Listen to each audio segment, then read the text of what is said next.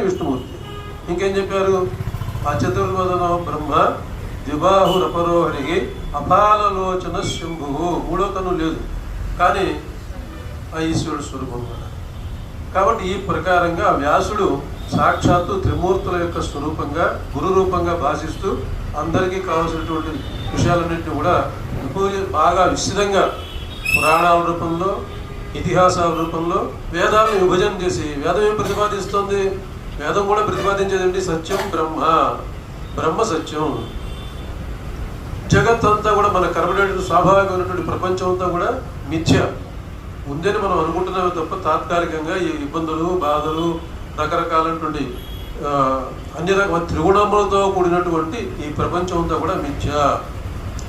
త్రిగుణాలకు అతీతుడైనటువంటి వాడు శుద్ధ సత్వంలో ప్రవేశిస్తాడు. ముందుగా తమో గుణం పోగొట్టుకోవాలి. తమో గుణం ఎట్లా పోతుంది? సత్వ రజస్తమో